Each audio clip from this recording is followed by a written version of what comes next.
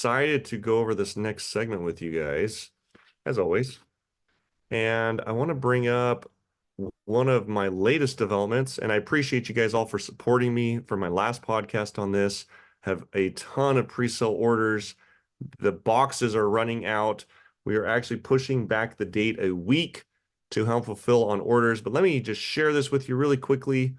I have just launched my book that I've been working on for over 2 years, Find Your Hidden Strengths, where I go through years of coaching entrepreneurs and coaches, or excuse me, entrepreneurs and business owners around building wealth and having success, but not just in money, but in all 4 areas of your life, including your health, your relationships, spirituality, and last but definitely not least, your wealth.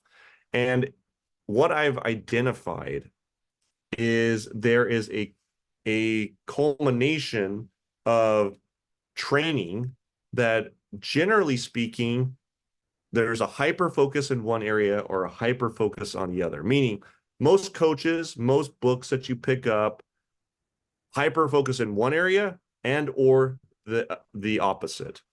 One being the doing, the having, the movement, the work, and the other side, the inner position, the being, and the mindset that it takes to get there. And it's like you either pick up a book that's all about mindset, or you pick up a book that's all about checklists and here that's the top 7 habits, or how to create habits type mentality. And frankly speaking, what I have found is that we have a bias. And generally speaking, about half of you are really good at one, and half of you are really good at the other. And when you go get coaching or you go try to look for help, your natural bias is to pick up the weight with the hand that's the strongest. You're going to pick up your bias. In fact, before I called this book Find Your Hidden Strengths, we called it Blinded by Your Strengths, because it's really your strength that keeps you weak. And not seeing this other side and unveiling this in my book really will have you see, like, oh my gosh, I just have to pick up this other weight. And if I can get my other side stronger, the amount it magnifies the results can often be exponential. And so if you take your phone, you scan this QR code, you can reserve your copy today of my book. It comes out next month. It will get shipped. You'll be on the first of the list to get it shipped to you. Copies are obviously limited, and it's available on Amazon. The hard copies are available on Amazon today. And inside of it, you'll get access to a quiz that you can go to my website to take anytime you want when you feel like you're lost inside of something you're trying to get to, and you're trying to see, what am I actually blinded by? Which side of this, personality, or I call it a kind of a quadrant, this kind of personality quadrant, which side of this do I fall into? So I really know where to give the attention to, because my bias is actually not to do that. It's to go into my weakness. It's to go in and actually get affirmations around the thing I'm already good at, rather than dealing with the weakness at hand. So excited to have this finally out. I'm going to be doing a book tour around this, doing podcast interviews, meeting with people, obviously open in the comments section, or if you guys want to reach out to me, if anyone wants me to speak about this, happy to do that. But very excited about this book. And having said that, I have some particularly that I want to address today around the wealth side. And it's for those of you that I call the wanderer. And those are those of you who think working harder should get you results, hard work should get you the results, more work should get you the results, when in fact you're probably already good at that. And so how much harder can you work? How much more can you do? So if you're someone who thinks like, I've been working hard, I've been doing this stuff over and over and over again and still getting similar or the same results, it's because you can't squeeze in that much more into your day. You don't have that much more hours. And so how is it that some people with the same amount of time get radically different results? And so when it comes to your wealth and trading, I want to bring up a couple quotes that I just loved. Here's a quote from Marty Schwartz. And he's incredibly known for his trade success and his psychology of trading trainings that he's done.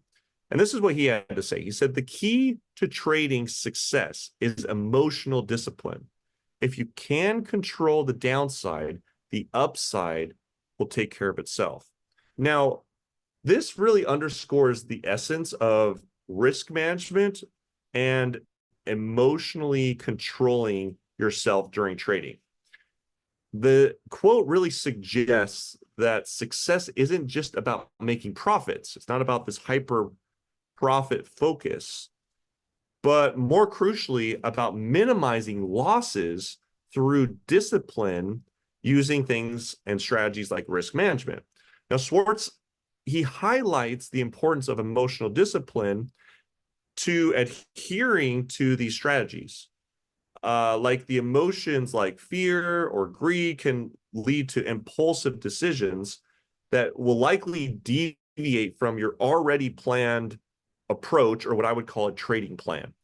Now, this quote also serves as a powerful reminder for most of us that focusing on controlling losses and maintaining a level or a level head will ensure that your long-term success will outstand the volatility of the market, because these markets, they're highly unpredictable and highly volatile.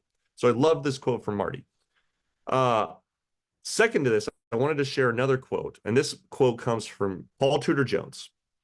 And again, another phenomenal individual known for his trade success and his focus and psychology of trading. He said, "You have to learn to lose before you can win." And I just want that to set in for a second. You have to learn to lose before you can win. Now, the reason I love this quote is it really hits on the inevitability that you're going to have losses in trading. And that in the trading world, you have to learn how to be resilient to those losses. Like I have so many people that come into the trading world that I meet through other events or other companies or people that are affiliated with one of our coaching programs. And it's like, well, I just don't want to lose. If I can just always be winning, then I'll be doing great. And it's like, well, really, that's just an emotional dependence on a dopamine drop that you haven't learned to lose. And it's like, you're going to have losers in trading. You will lose in trading. It's what you do with them. It's what you do with those losses that matter the most. And what comes to my mind is that idea or concept that we've all heard, that you cut your losses short and you let your profits run. And that is a psychological idea. That is not a principle in a system. That's not something you can program in. It really has to do with the psychology of going, when I have losses, I know and have a plan on when to cut them short. And when I'm in something good, I don't have the fear come up that I'm going to lose out in the future, and I let those things run. And so this is really about emotional fortitude. This is about emotional discipline that's frankly required for long-term trading success.